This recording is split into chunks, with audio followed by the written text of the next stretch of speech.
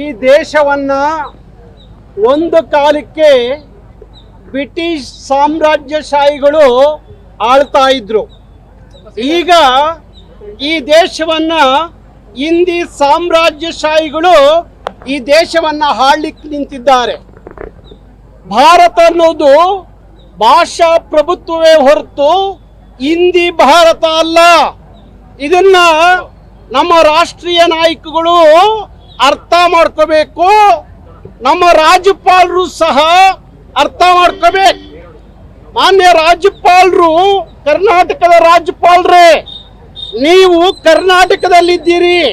ಕರ್ನಾಟಕದ ರಾಜ್ಯಪಾಲರು ನೀವು ಕರ್ನಾಟಕದ ಮಕ್ಕಳ ಭವಿಷ್ಯ ಮತ್ತು ಕರ್ನಾಟಕದ ಭಾಷಾ ಸಂಸ್ಕೃತಿಯನ್ನ ರಕ್ಷಣೆ ಮಾಡುವಂತ ಹೊಣೆ ನಮ್ಮ ರಾಜ್ಯಪಾಲರ ಆಗಬೇಕಾಗಿತ್ತು.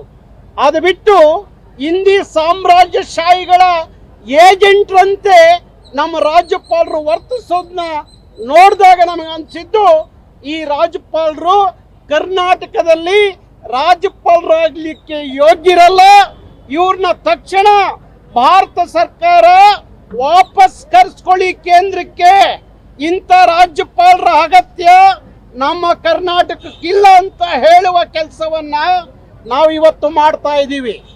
ರಾಜ್ಯಪಾಲರೇ, ನಿಮಗೆ ಹಿಂದಿಯ ಪ್ರೀತಿ ಇದ್ರೆ, ಕಾಳಜಿ ಇದ್ರೆ, ನಿಮ್ಮ ಉತ್ತರ ಭಾರತ ರಾಜ್ಯಗಳಲ್ಲಿ ದ್ವಿಭಾಷಾ ನೀತಿ ಇದೆಯಲ್ಲ, ಅಲ್ಲಿ ಒಂದು ಕನ್ನಡ ಭಾಷೆಯನ್ನ ಕಲಿಸ್ಲಿಕ್ಕೆ ಅವರಿಗೆ ಪತ್ರ ಬರೀರಿ. ನಿಮ್ಮ ಉತ್ತರ ಭಾರತದ ರಾಜ್ಯಗಳಿಗೆ ಪತ್ರ ಬರೀರಿ.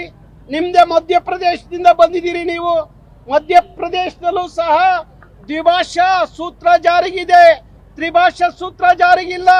ಇಲ್ಲಿ ಯಾಕೆ ತ್ರಿಭಾಷಾ ಸೂತ್ರದ ಬಗ್ಗೆ ನೀವು ಸರ್ಕಾರಕ್ಕೆ ಪತ್ರ ಬರೀತೀರಿ? ನಿಮಗೆ ಯಾವ ಯೋಗ್ಯತೆ ಇದೆ ಪತ್ರ ಬರೆಯಕ್ಕೆ? ಕನ್ನಡದ ಮಕ್ಕಳ ಭವಿಷ್ಯದ ಬಗ್ಗೆ ಮಾತಾಡಬೇಕಾಗಿತ್ತು. ಪ್ರತಿ ವರ್ಷ ಒಂದು ಹಿಂದಿಯಿಂದ SLCಯಲ್ಲಿ ಲಕ್ಷಾಂತರ ಮಕ್ಕಳು ಫೇಲ್ ಆಗುವಾಗ ಈ ರಾಜ್ಯಪಾಲರು ಏನ್ ಕಡ್ಲೆಕಾಯಿ ತಿಂತಾ ಇದ್ರ ಇವರು? ಅವತ್ತು ಯಾಕೆ ಕರ್ನಾಟಕದ ಮಕ್ಕಳ ಪರವಾಗಿ ರಾಜ್ಯಪಾಲರು ಧ್ವನಿ ಎತ್ತಲಿಲ್ಲ? 2024ರಲ್ಲಿ 90,000 ಕನ್ನಡದ ಮಕ್ಕಳು ಫೇಲ್ ಆಗ್ತಾರೆ. 2025ರಲ್ಲಿ 1,40,000 ಮಕ್ಕಳು ಕನ್ನಡದ ಮಕ್ಕಳು ಫೇಲ್ ಆಗ್ತಾರೆ ಹಿಂದಿ ಒಂದು ಭಾಷೆಯಿಂದ. ಆಗ ರಾಜ್ಯಪಾಲರು ಏನ್ ಮಾಡ್ತಾ ಇದ್ರಿ? ಶಿಕ್ಷಣ ಮಂಡಳಿಯಿಂದ ನೀವು ಒಂದಷ್ಟು ಮಾಹಿತಿ ಅಂಕಿಅಂಶಗಳನ್ನ ತಗೊಂಡು ಕನ್ನಡಿಗರ ಪರವಾಗಿ, ಕನ್ನಡದ ಮಕ್ಕಳ ಪರವಾಗಿ ಯಾವತ್ತಾದ್ರೂ ರಾಜ್ಯಪಾಲರು ಮಾತಾಡಲಿಲ್ಲ. ಇವತ್ತು ಹಿಂದಿ ವಾಲಗಳ ಪರವಾಗಿ, ಹಿಂದಿ ಏಜೆಂಟ್ಗಳ ಪರವಾಗಿ, ಹಿಂದಿ ಸಾಮ್ರಾಜ್ಯ ಶಾಹಿಗಳ ಪರವಾಗಿ ರಾಜ್ಯಪಾಲರು ನೀವು ಮಾತಾಡೋದಾದ್ರೆ, ಪತ್ರ ಬರೆಯೋದಾದ್ರೆ, ಈ ರಾಜ್ಯಪಾಲರಿಗೆ ಕರ್ನಾಟಕದಲ್ಲಿ ಜಾಗ ಇಲ್ಲ. ವಾಪಸ್ ಹೋಗಿ ರಾಜ್ಯಪಾಲರೇ.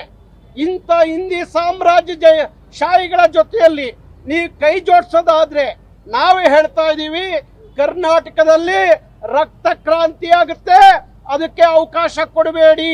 ನಿಮ್ಮ ಹಿಂದಿಯನ್ನ ಕರ್ನಾಟಕದಲ್ಲಿ ಬೇರ್ ಸಮೇತ ಕಿತ್ತಾಕ್ಬೇಕು ಅನ್ನೋ ತೀರ್ಮಾನವನ್ನ, ಪ್ರತಿಜ್ಞೆಯನ್ನ ನಾವು ಕನ್ನಡಿಗರು ಮಾಡಿದ್ದೀವಿ. ನಮಗೆ ಕನ್ನಡವೇ ದೇಶ ಭಾಷೆ, ರಾಷ್ಟ್ರ ಭಾಷೆ, ಸಾರ್ವಭೌಮತ ಭಾಷೆ. ಅದು ಬಿಟ್ರೆ ಹಿಂದಿ ನಮ್ಮ ರಾಷ್ಟ್ರ ಭಾಷೆಯಲ್ಲ. ಹಿಂದಿ ನಮ್ಮ ತ್ರಿಭಾಷಾ ಸೂತ್ರ ಭಾಷೆಯಾಗಿ ಒಪ್ಕೊಳ್ಳಿಕ್ಕೆ ನಾವು ತಯಾರಿಲ್ಲ.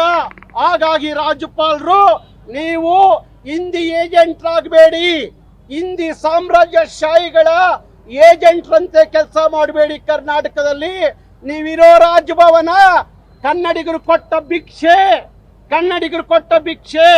ಅಲ್ಲಿರುವ ರಾಜ್ಯಪಾಲರೇ, ನೀವು ಕರ್ನಾಟಕದ ಪರವಾಗಿ, ಕನ್ನಡಿಗರ ಪರವಾಗಿ, ಕನ್ನಡದ ಮಕ್ಕಳ ಪರವಾಗಿ ನಿಮ್ಮ ಆಲೋಚನೆಗಳು ಇರಬೇಕಾಗಿತ್ತು. ಅದು ಬಿಟ್ಟು ಹಿಂದಿ ಸಾಮ್ರಾಜ್ಯಶಾಹಿಗಳ ಪರವಾಗಿ ನಿಲ್ಲೋದಾದ್ರೆ ಈ ರಾಜ್ಯಪಾಲರು ಈ ಕ್ಷಣಕ್ಕೆ ಇವತ್ತೇ ವಾಪಸ್ ನಿಮ್ಮ ಮಧ್ಯಪ್ರದೇಶಕ್ಕೆ ಹೋಗ್ರಿ. ಕೇಂದ್ರ ನಿಮ್ಮನ್ನು ವಾಪಸ್ ಕರೆಸ್ಕೊಳ್ಳಿ.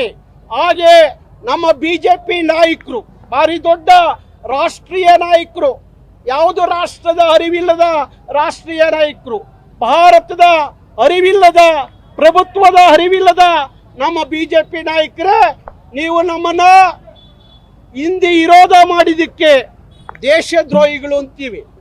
ದೇಶದ್ರೋಹಿಗಳು ಅಂತ ಕರಿತೀರಿ. ಯಾರು ದೇಶದ್ರೋಹಿಗಳು? ಅಖಂಡವಾದ ಭಾರತವನ್ನ ಹೊಡಿಲಿಕ್ಕೆ ಹಿಂದಿಯನ್ನ ಮುಂದಿಟ್ಕೊಂಡು ಹೊಡಿಲಿಕ್ಕೆ ಹೋಗಿದ್ದೀರಲ್ಲ, ನೀವು ದೇಶದ್ರೋಹಿಗಳು. ನೀವು ಬಿಜೆಪಿ ನಾಯಕರು, ನೀವು ದೇಶದ್ರೋಹಿಗಳು. ಹಿಂದಿ ವಿಚಾರದಲ್ಲಿ ಮಾತಾಡ್ತಿರಲ್ಲ, ಯಾವತ್ತಾದ್ರೂ ಕನ್ನಡದ ಮಕ್ಕಳ ಭವಿಷ್ಯದ ಬಗ್ಗೆ ಮಾತಾಡಿದ್ದೀರಾ? ಕನ್ನಡದ ಮಕ್ಕಳು ಏನಾಗಿದ್ದಾರೆ ಅಂತ ಗೊತ್ತಿದೆ? ಪ್ರತಿ ವರ್ಷ ತ್ರಿಭಾಷಾ ಸೂತ್ರವನ್ನ ನಮ್ಮ ಮೇಲೆ ಯಾಕೆ ಬಲವಂತ ಹೇರಿಕೆ? ಇವತ್ತು ಎಲ್ಲೂ ತ್ರಿಭಾಷಾ ಸೂತ್ರ ಇಲ್ಲ. ಪಕ್ಕದ ತಮಿಳುನಾಡಲ್ಲಿ ದ್ವಿಭಾಷಾ ಸೂತ್ರ, ನಿಮ್ಮದೇ ಸರ್ಕಾರ ಮಹಾರಾಷ್ಟ್ರ ದ್ವಿಭಾಷಾ ಸೂತ್ರ, ಉತ್ತರ ಭಾರತದ ಅನೇಕ ರಾಜ್ಯಗಳಲ್ಲಿ ದ್ವಿಭಾಷಾ ಸೂತ್ರ. ಆದರೆ ಕರ್ನಾಟಕದ ಮಕ್ಕಳ ಮೇಲೆ ಯಾಕೆ ತ್ರಿಭಾಷಾ ಸೂತ್ರವನ್ನ ಏರಿಕೆ ಮಾಡ್ತೀರಿ? ಇದನ್ನ ನಾವು ಯಾವುದೇ ಕಾರಣಕ್ಕೂ ಸಹಿಸಲ್ಲ. ರಾಜ್ಯಪಾಲರೇ, ನೀವು ಹಿಂದಿ ಪರವಾಗಿ ನಿಲ್ಲೋದಾದ್ರೆ, ನಿಮ್ಮ ನಿಲುವು ಹಿಂದಿ ಅನ್ನೋದಾದ್ರೆ, ನೀವು ಒಂದು ಕ್ಷಣ ಕರ್ನಾಟಕದಲ್ಲಿ ಇರಬಾರ್ದು. ನೀವು ವಾಪಸ್ ಹೋಗೋವರೆಗೂ ನಮ್ಮ ಹೋರಾಟ ಮುಂದುವರಿಯುತ್ತೆ. ಯಾರೇ ಹಿಂದಿಯನ್ನ ಬಲವಂತವಾಗಿ ಕರ್ನಾಟಕದಲ್ಲಿ ಏರಿಕೆ ಮಾಡಲಿಕ್ಕೆ ನಿಂತ್ರೆ ಅವತ್ತು ಕರ್ನಾಟಕ ರಕ್ತ ಕ್ರಾಂತಿಗೆ ಕರೆ ಕೊಡಬೇಕಾಗುತ್ತೆ. ಎಚ್ಚರಿಕೆ ರಾಜ್ಯಪಾಲರೇ, ಎಚ್ಚರಿಕೆಯ ರಾಷ್ಟ್ರೀಯ ನಾಯಕರಿಗೆ ನೇರವಾಗಿ ಹೇಳ್ತಾ ಇದ್ದೀನಿ, ಭಾರತ ಒಡಿಬೇಡಿ, ಹಿಂದಿಯನ್ನ ಮುಂದಿಟ್ಕೊಂಡು ಭಾರತದ ಐಕ್ಯತೆಯನ್ನ ಒಡಿಬೇಡಿ ಅಂತ ಹೇಳಿ ಸಾರಿ ಹೇಳ್ತೀವಿ. ಯಾವತ್ತು ನಾವು ಹಿಂದಿ ವಿಚಾರದಲ್ಲಿ ರಾಜಿ ಇಲ್ಲ. ಹಿಂದಿಯನ್ನ ಬೇರ್ ಸಮೇತ ಕರ್ನಾಟಕದಿಂದ ಕಿತ್ತೊಗೆಯುವ ಕೆಲಸವನ್ನ ಕರ್ನಾಟಕ ರಕ್ಷಣಾ ವೇದಿಕೆ ಮಾಡುತ್ತೆ.